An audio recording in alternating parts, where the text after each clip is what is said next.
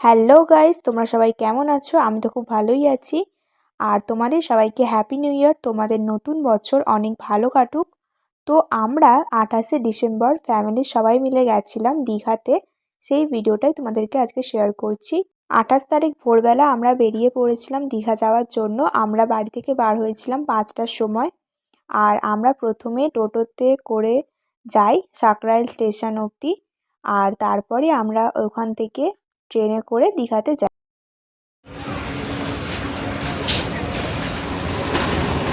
ঋষি ঋষি একটু হ্যালো করো। সঞ্চিতা হ্যালো করো। এইদিকে তাকাও। ভালোভাবে করো। হাই না, তুমি করো ভালো করে। হ্যাঁ ঠিক আছে, হ্যালো। তুমি হ্যালো করো।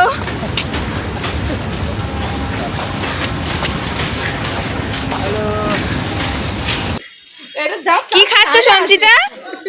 ও সঞ্চিতা কি খাচ্ছ? এই তো চা খাচ্ছ, আমি দেখতে পাচ্ছি।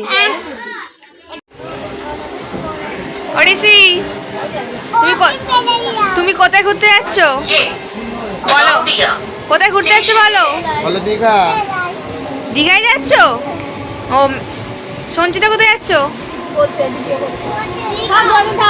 কই তোমার মুখটা আসছে না। দীঘায়। আর এখন আমরা সবাই ট্রেনে উঠে পড়েছি। আমি, আমার মা, আমার বাবা, মামা, মামিরা, তারপরে আমার ভাই বোন দিদারা সবাই মিলে গেছে। আর ট্রেনে উঠেই আমরা ঝালমুড়ি, তারপরে চপ, চা অনেক কিছুই খেয়েছিলাম। আর ট্রেন থেকে বাইরের দৃশ্যটা দেখছো কত সুন্দর লাগছে। আর আমার কিন্তু জানলার ধারে বসতেই ভালো লাগে, সেটা বাসেই হোক আর ট্রেনেই হোক।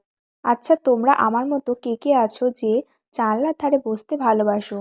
আমি তো জানলার ধারে ছাড়া বসিই না। আর বাইরে কিন্তু প্রচুর ঠান্ডা হাওয়া দিচ্ছিল, তবুও আমি জানলা খুলে দিয়েছিলাম, কারণ আমি বাইরের দৃশ্যগুলো দেখতে দেখতে যাবো বলে আর ভিডিও করবো বলে, সেই কারণে। আর তোমরা কে কতবার দীঘায় গেছো সেটা কিন্তু অবশ্যই কমেন্ট করে বলবে। আর যারা এখনও যাওনি, ভাবছো যে যাবে, তারা কিন্তু অবশ্যই ঘুরে এসো, খুব ভালো লাগবে। আর আমি কিন্তু এটা নিয়ে হয়তো 5বার মতো বা 6বার মতো যাচ্ছি, কারণ ছোটোবেলায় যেহেতু গেছিলাম তাই খুব একটা ভালো মনে নেই। আর আমার পাশে আমার বোন বসে আছে, ও কিন্তু ওর গোপাল ঠাকুরকেও নিয়ে গেছিলো। আর ও কিন্তু ওর গোপাল ঠাকুরকে খুবই যত্ন করে। আর আমরা 6টা 45 নাগাদ ট্রেনে উঠি আর 11টার সময় ট্রেন থেকে নেমে পড়ি।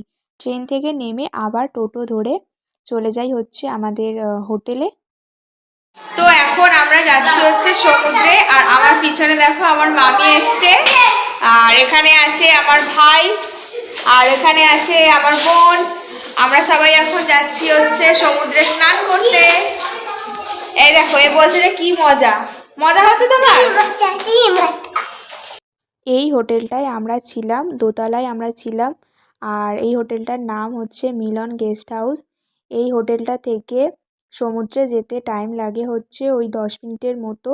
আর এটা যেহেতু ঘুরতে যাওয়ার সময়, তাই জন্য কিন্তু প্রচুর ভিড় হয়েছে, তোমরা দেখতেই পাচ্ছ। ঘুরতে যাব, এখানে দেখো আমার ভাই রেডি হয়ে গেছে, ও সবে ঘুম থেকে উঠেছে, সেই জন্য ওর মনটা একটু খারাপ।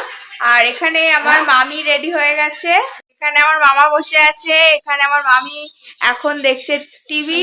আর এখানে আমার বোন বসে আছে, ওর মনটা একটু খারাপ, কি জন্য জানি না। কারণ কি জন্য খারাপ রে সঞ্চিতা? কি জন্য খারাপ বলো?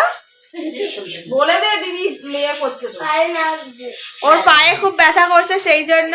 আর এখানে বসে আছে আমার মা রেডি হয়ে গেছে, এখানে বসে আছে আমার বাবা, এখানে আমার বসে আছে তিনটে দিদা। আর আমরা ছিলাম নিউ দীঘাতে। আর নিউ দীঘাতে কিন্তু অনেক মেলা বসে। প্রথম দিন সন্ধেবেলা আমরা সমুদ্রের ধারে ঘুরেছি, তারপরে আমরা গেছিলাম ঢেউসাগর পার্কে। আর ঢেউসাগর পার্কটা কিন্তু খুবই সুন্দর, আমার তো ভীষণ ভালো লেগেছে।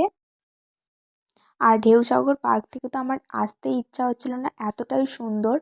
তোমরা যদি কেউ কখনো দীঘাতে ঘুরতে যাও, তাহলে কিন্তু অবশ্যই তোমরা ওই ঢেউসাগর পার্কে কিন্তু ঘুরতে যেও। আর এখানে একটা মেয়ে ডান্স করছিল, আর এখানে লেখা আছে আই লাভ ঢেউসাগর। তারপর আমাদের ঢেউসাগর পার্ক ঘোরা হয়ে যাওয়ার পর আমরা সবাই হোটেলে চলে আসি। আর হোটেলে এসে আমরা ডিনার করি চাউমিন। আর আজকের ভিডিওটা এখানেই আমি শেষ করলাম। ভিডিও ভালো লাগলে অবশ্যই তোমরা লাইক, কমেন্ট, শেয়ার করে দিও। দেখা হচ্ছে দীঘার নেক্সট ভিডিও নিয়ে। ততক্ষণ সবাইকে টাটা।